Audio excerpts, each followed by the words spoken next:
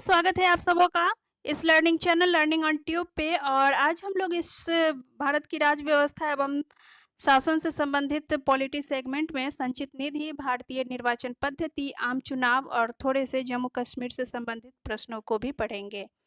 जम्मू कश्मीर से संबंधित हालांकि 370 तो खत्म हो चुका है, लेकिन फिर भी इससे संबंधित कुछ प्रश्न जो है हमारे आगामी परीक्षाओं के लिए उपयोगी हो सकते हैं, तो उन क्वेश्चंस को भी मैंने इंक्लूड कर लिया है। तो अगर आप इस चैनल पे नए हैं तो प्लीज़ इस चैनल को सब्सक्राइब कीजिए और अपने दोस्तों के साथ ये वीडियो शेयर कीजिए। चलिए स्टार्ट करते हैं। भारत की राज्य व्यवस्था एवं शासन, इसमें क्वेश्चन नंबर 641 से स्टार्ट होगा, ये जो कि इस वीडियो का फर्स्ट क्वेश्चन होगा और इससे पहले के 640 क्वेश्चंस अपलोड कर दिए गए हैं। तो चलिए स्टार्ट करते हैं। क्वेश्चन नंबर 641 है, 1992 में 8वीं अनुसूची में 3 नई क्षेत्रीय भाषाओं के जोड़े जाने के फलस्वरूप क्षेत्रीय भाषाओं की संख्या हो गई, मतलब 22 हो गई, 17 हो गई, 20 हो गई या 19 हो गई, या पूछा जा रहा है यानी कि कितनी हो गई। तो आंसर होगा 22 हो गई थी। और 1992 की 8वीं अनुसूची में 3 नई क्षेत्रीय भाषाओं को जोड़ा गया था 1992 में। तो इस प्रकार कुल मिलाकर के क्षेत्रीय भाषाओं की संख्या 22 हो गई थी। चलते हैं नेक्स्ट क्वेश्चन की ओर। नेक्स्ट क्वेश्चन है, 71वें संवैधानिक संशोधन द्वारा निम्न 3 भाषाएं संविधान की 8वीं अनुसूची में जोड़ी गई। तो वह 3 भाषाएं कौन सी थी? तो वो भाषाएं थी, एक तो कोंकणी थी, दूसरी मणिपुरी भी थी और उर्दू थी। डोगरी नहीं थी, उस समय डोगरी को नहीं जोड़ा गया था। कोंकणी, मणिपुरी और उर्दू 3 भाषाओं को 71वें संवैधानिक संशोधन के द्वारा जोड़ा गया था 8वीं अनुसूची में। तो इस प्रकार से हमारा आंसर जो है सी हो जाएगा, यानी कि 1, 3 और 4। चलते हैं नेक्स्ट क्वेश्चन। नेक्स्ट क्वेश्चन में है क्वेश्चन नंबर 643, निम्नलिखित भाषाएं भारत के संविधान की 8वीं अनुसूची में हैं परंतु किसी भी राज्य की सरकारी भाषाएं नहीं है। तो ऐसी भाषा है, पहले तो सिंधी भी है, किसी भी राज्य की सरकारी भाषा नहीं है। उसके अलावा संस्कृत भी नहीं है और ये कश्मीरी भी नहीं है, किसी भी राज्य की सरकारी भाषा। तो इस प्रकार से हमारा आंसर जो है वह ए, यानी कि 1, 2, 3 हो जाएगा। चलते हैं नेक्स्ट क्वेश्चन की ओर। नेक्स्ट क्वेश्चन है क्वेश्चन नंबर 644, निम्नलिखित राज्यों में से किस राज्य का एक अलग संविधान है? तो हालांकि अभी तो फिलहाल ये समाप्त हो गया है, ये जम्मू कश्मीर का था। तो अगर ऐसा क्वेश्चन रहे तो जम्मू कश्मीर आंसर होगा। नेक्स्ट क्वेश्चन है क्वेश्चन नंबर 645, संविधान के किस अनुच्छेद द्वारा जम्मू और कश्मीर राज्य को विशेष दर्जा दिया गया? तो वह अनुच्छेद था अनुच्छेद 370। ठीक है, अनुच्छेद 370। नेक्स्ट क्वेश्चन है, जम्मू कश्मीर को विशेष राज्य का दर्जा देने का मुख्य कारण क्या था? इसका मुख्य कारण, जम्मू कश्मीर को विशेष दर्जा दिए जाने का मुख्य कारण था, राज्य सरकार को विलय के समय एक आश्वासन दिया गया था जिसके तहत राज्य को विशेष दर्जा दिया गया था। नेक्स्ट है, जम्मू कश्मीर राज्य का संविधान किसने बनाया? जम्मू कश्मीर राज्य का संविधान जो है वह राज्य द्वारा स्थापित एक विशेष संविधान सभा द्वारा राज्य का संविधान बनाया गया था। नेक्स्ट है, जम्मू और कश्मीर का संविधान कब लागू किया गया? जम्मू और कश्मीर का संविधान 26 जनवरी 1957 को लागू किया गया था। बढ़ते हैं नेक्स्ट क्वेश्चन की ओर। नेक्स्ट क्वेश्चन 649, जम्मू तथा कश्मीर के विशेष दर्जे का अभिप्राय है कि राज्य, यानी कि राज्य का अलग संविधान है, जब इसलिए विशेष दर्जे का मतलब यही है कि उसका एक अलग संविधान है। ठीक है, नेक्स्ट क्वेश्चन है क्वेश्चन नंबर 650, जम्मू तथा कश्मीर राज्य के अध्यक्ष को आरंभ में सदर रियासत की उपाधि दी गई परंतु बाद में उसे राज्यपाल की उपाधि दी गई। ऐसा कब हुआ? ऐसा हुआ था 1965 में। ठीक है, राज्यपाल की उपाधि 1965 में दी गई थी। नेक्स्ट है क्वेश्चन नंबर 651, जम्मू कश्मीर सरकार के अध्यक्ष को किस नाम से संबोधित किया जाता है? जम्मू कश्मीर राज्य के सरकार को मुख्यमंत्री के नाम से संबोधित किया जाता है। 652 है, राष्ट्रपति को जम्मू और कश्मीर राज्य में संकट की घोषणा करने के लिए राज्य की विधायिका से अनुमति लेनी पड़ती है। ठीक है, ये सब 370 निरस्त होने से पहले के हैं। नेक्स्ट है क्वेश्चन नंबर 653, जम्मू और कश्मीर राज्य के विशेष दर्जे को समाप्त करने की मांग ने कब जोर पकड़ा? तो जम्मू कश्मीर राज्य के विशेष दर्जे को समाप्त करने की मांग बहुत समय से चली आ रही है और यह समय था जम्मू और कश्मीर स्थापना अधिनियम 1982 के पारित किए जाने के पश्चात। 1982 में जब यह अधिनियम पास हो गया तो इसके पश्चात से और ज़्यादा जम्मू कश्मीर राज्य के विशेष दर्जे को समाप्त करने की मांग जोर पकड़ने लगी थी। नेक्स्ट है क्वेश्चन नंबर 654। 654 कहता है, संसद को जम्मू तथा कश्मीर के संबंध में कानून बनाने का अधिकार है, परंतु यह कानून केवल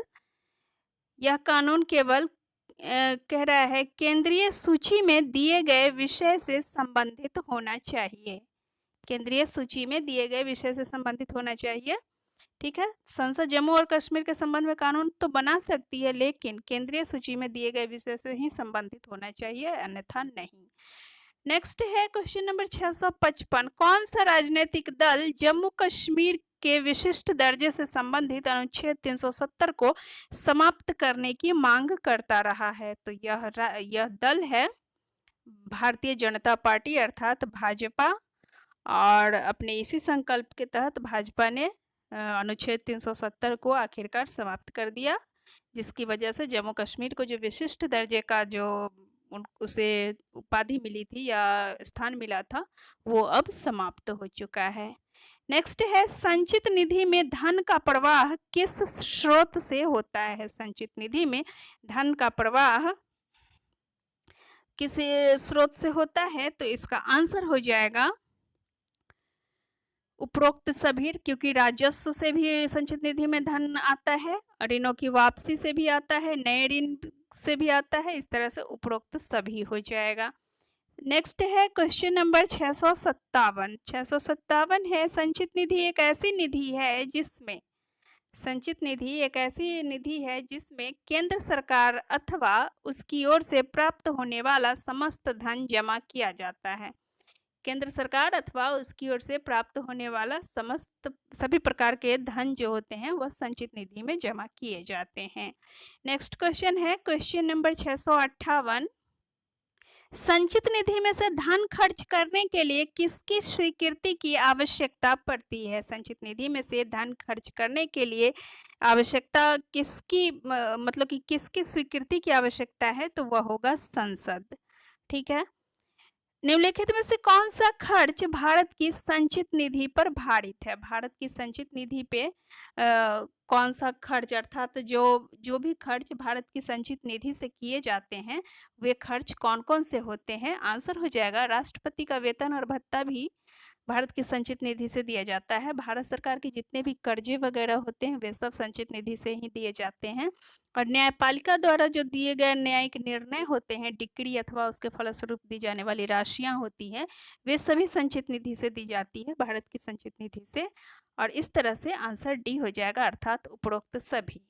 ठीक है, नेक्स्ट है, भारत की संचित निधि से धन निकालने के लिए किसकी स्वीकृति की आवश्यकता है?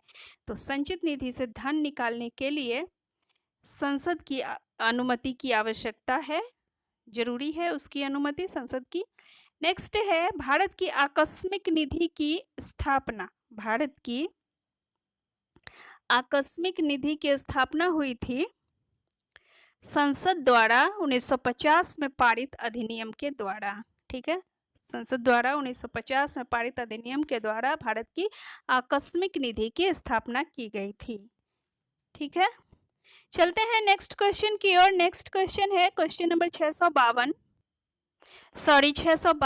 भारत की आकस्मिक निधि से आकस्मिक खर्चों के लिए धन उपलब्ध कराने की शक्ति किसके पास है? भारत की आकस्मिक निधि से आकस्मिक खर्चे जो भी होते हैं उनके लिए धन उपलब्ध कराने की शक्ति राष्ट्रपति को प्राप्त है, तो आंसर राष्ट्रपति हो जाएगा। क्वेश्चन नंबर 663, भारत की आकस्मिक निधि से खर्च की गई धनराशि को बाद में, यहाँ पे बजट के अन्य भागों में हुई बचत से पूरा किया जाता है। संसद द्वारा पूरक, अतिरिक्त तथा अधिक मांगों द्वारा पूरा किया जाता है, तो यह सही हो जाएगा।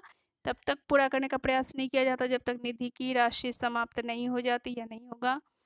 और पूरा करने के लिए विभिन्न राज्यों से अनुदान एकत्र किया जाता है, नहीं, और यह भी नहीं, अर्थात आंसर बी हो जाएगा। यानी कि भारत की आकस्मिक निधि से खर्च की गई धनराशि को बाद में संसद द्वारा पूरक, अतिरिक्त तथा अधिक मांगों द्वारा पूरा किया जाता है। नेक्स्ट है क्वेश्चन नंबर 664, भारत की संचित निधि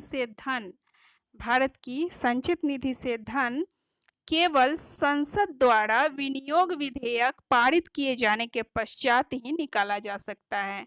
संसद द्वारा ही निकाला जा सकता है, और वह भी केवल विनियोग विधेयक पारित किए जाने के पश्चात। नेक्स्ट है 665, भारत की निर्वाचन व्यवस्था किस देश की निर्वाचन व्यवस्था पर आधारित है? भारत की निर्वाचन व्यवस्था जो है वह ब्रिटेन की निर्वाचन व्यवस्था पर आधारित है। हमारे देश की बहुत सारी बातें, संविधान की बहुत सारी निर्मित जो बातें हैं संविधान द्वारा, वो बहुत कुछ ब्रिटेन से भी प्रभावित है, क्योंकि ब्रिटेन का शासन था उस समय, और उसकी बहुत सारी अच्छी बातों को हमारे अपने भारत के संविधान में शामिल किया गया है। तो आंसर इसका हो जाएगा 665, भारत की निर्वाचन व्यवस्था किस देश की निर्वाचन व्यवस्था पर आधारित है? तो आंसर हो जाएगा ब्रिटेन की निर्वाचन व्यवस्था पर। चलते हैं नेक्स्ट क्वेश्चन की ओर। नेक्स्ट क्वेश्चन है 660, भारतीय चुनाव पद्धति के बारे में विस्तृत विवरण। भारतीय चुनाव पद्धति के बारे में विस्तृत विवरण संसद द्वारा पारित अध्यादेश में दिया गया है। संसद द्वारा पारित अध्यादेश में दिया गया है। नेक्स्ट है, भारत की निर्वाचन पद्धति का कौन सा लक्षण गलत है? भारत की निर्वाचन व्यवस्था में कौन सा लक्षण गलत है? यह सार्वजनिक वयस्क मताधिकार पर आधारित है, तो यह तो सही है। यह है ऐसा, यह केवल एक निर्वाचन संस्था की व्यवस्था करता है, बिल्कुल सही है। और राजनीतिक दल भारतीय निर्वाचन व्यवस्था का एक अनिवार्य भाग है, यह भी सही है। तो यहाँ पे गलत खोजने को कह रहा है, तो गलत तो कोई है ही नहीं, तो आंसर हो जाएगा उपरोक्त में से कोई नहीं, आंसर डी हो जाएगा। नेक्स्ट है क्वेश्चन नंबर 668, भारत में चुनाव किस आधार पर कराए जाते हैं? भारत में चुनाव जो है अपने देश का, वह एक चुनाव क्षेत्र सदस्यीय, अर्थात एक चुनाव क्षेत्र सदस्य के आधार पर कराए जाते हैं। नेक्स्ट है क्वेश्चन नंबर 669, निम्नलिखित में से किसे मतदान का अधिकार प्राप्त है? तो यहाँ पर ऑप्शन देखने के बाद राज्य का कोई भी निवासी, राज्य का नागरिक, राज्य के वयस्क शिक्षित नागरिक, ये सब देख करके हम लोग थोड़े से कंफ्यूज हो सकते हैं, क्योंकि यहाँ पे एक नज़र देखने से सभी सही लगते हैं, लेकिन ये सब के सब गलत हैं।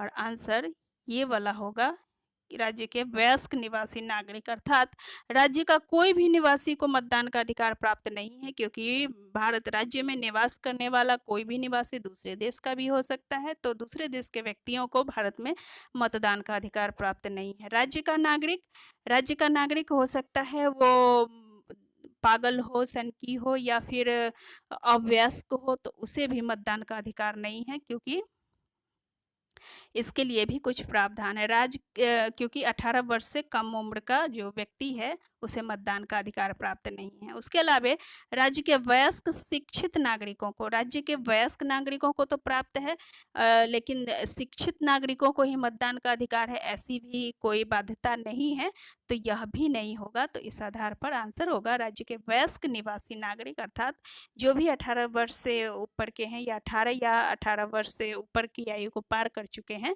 तो उन सभी नागरिकों को मतदान का अधिकार प्राप्त है। इसमें किसी भी तरह की संपत्ति अथवा किसी भी जाति या धर्म की बाध्यता नहीं है। नेक्स्ट क्वेश्चन है, भारत के चुनाव नियमों के अनुसार किसी भी चुनाव क्षेत्र में चुनाव प्रचार ऑप्शंस है मतदान प्रारंभ होने से 12 घंटे पूर्व समाप्त हो जाता है, मतदान प्रारंभ होने के 24 घंटे पूर्व समाप्त हो जाता है। तो यहाँ पे तो हम ऑप्शन के अकॉर्डिंग देखेंगे, यह नहीं है, यह भी नहीं है, क्योंकि 48 घंटे से पूर्व समाप्त हो जाता है। तो चलते हैं नेक्स्ट ऑप्शन क्या कहता है। नेक्स्ट है मतदान प्रारंभ होने के 36 घंटे पूर्व समाप्त हो जाता है। तो यह भी देखते हैं, यह भी देखते हैं कि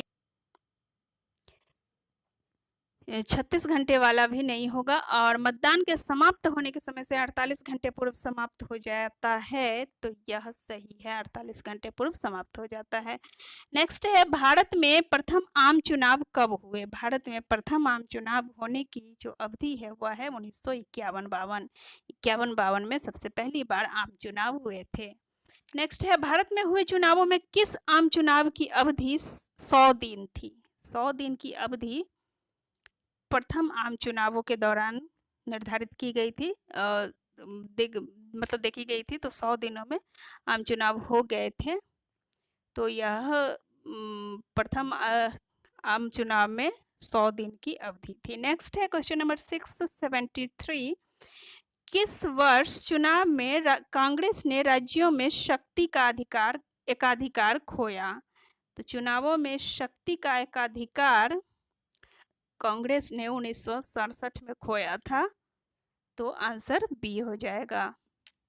नेक्स्ट क्वेश्चन है क्वेश्चन नंबर 674। किस चुनाव के पश्चात बहुत से राज्यों में मिली-जुली सरकारें गठित की गई थी। तो ये वह वर्ष था 1967 जिसमें कई राज्यों में मिली-जुली सरकारें गठित की गई थी, अर्थात गठबंधन राजनीति की शुरुआत हुई थी 1967 से। नेक्स्ट है 675। कौन सी लोकसभा को उसके सामान्य कार्यकाल से पूर्व भंग किया गया तथा नए चुनाव कराए गए। तो यह लोकसभा थी, चौथी लोकसभा जो थी उसको उसके सामान्य कार्यकाल से पूर्व ही भंग कर दिया गया था और नए सिरे से चुनाव कराए गए थे। नेक्स्ट है क्वेश्चन नंबर 676। 676 कह रहा है किस चुनाव में कांग्रेस तथा जनता पार्टी में सीधी टक्कर थी। कांग्रेस और जनता पार्टी में सीधी टक्कर 1977 के चुनावों में देखी गई थी। नेक्स्ट है क्वेश्चन नंबर 678। चुनाव में मतदान केंद्रों को हथियाने से संबंधित निम्न कथनों पर विचार करें। तो चुनाव में मतदान केंद्रों को हथियाने संबंधी जो विचार हैं तो इसको देख लेते हैं। ये कथन कौन कौन से, इसकी परिभाषा संविधान में दी गई है। इसकी परिभाषा संविधान में दी गई है। मतदान केंद्रों को हथियाने से संबंधित किसी प्रकार की परिभाषा संविधान में नहीं दी गई है, और इसमें मतदान केंद्रों को जबरन हथियाना तथा ढंगपूर्व चुनावों को रोकना है। हाँ, यह होता है, और इसका प्रयोग किसी मतदाता को धमकाने या मतदान केंद्र तक जाने से रोकना है ताकि वह मत का प्रयोग न कर सके। ठीक है, यह भी सही है, और इसे एक दंडनीय अपराध घोषित किया गया है जिसके लिए कारावास दिया जा सकता है। तो यह भी सही है। तो आंसर इसमें एक तो गलत है, 2, 3, 4 सही है। तो आंसर ए हो जाएगा, अर्थात 2, 3 और 4 सही है। Question number 679। भारत में नागरिकों को मतदान का अधिकार किस आधार पर दिया गया है। भारत में नागरिकों को जो मतदान के अधिकार दिए गए हैं उसका आधार क्या है, मतलब किस बेस पर उनको मतदान का अधिकार दिया गया है। तो ऑप्शंस हैं आयु, शिक्षा, संपत्ति, देश में निवास की अवधि। तो जिस बेस पे मतदान का अधिकार दिया गया है भारत में वह बेस है आयु, क्योंकि भारत में 18 या 18 वर्ष से ऊपर के व्यक्तियों को मतदान का अधिकार दिया गया है, भारत के समस्त नागरिकों को। नेक्स्ट है 680। 680 का निम्नलिखित में से किस श्रेणी के व्यक्तियों को डाक द्वारा मतदान का अधिकार है। तो कुछ व्यक्ति डाक के द्वारा बाई पोस्ट भी अपना मत देते हैं, मतदान करते हैं। तो यह है विदेशों में बसे भारतीय मूल के लोग। तो विदेशों में जो भारतीय मूल के लोग बसे हुए हैं वे चुनावों के समय जो भारत आने में सक्षम नहीं है, समर्थ नहीं है, तो वैसे लोग डाक द्वारा अपना मतदान कर सकते हैं। तो इस तरह से आंसर डी हो जाएगा। तो इसी तरह से अब ख़त्म हुआ ये वीडियो भी, और नेक्स्ट वीडियो के लिए सुनते रहिए लर्निंग ऑन ट्यूब, देखते रहिए और सब्सक्राइब करते रहिए। प्लीज़ अपने दोस्तों के साथ इसे शेयर भी कीजिए।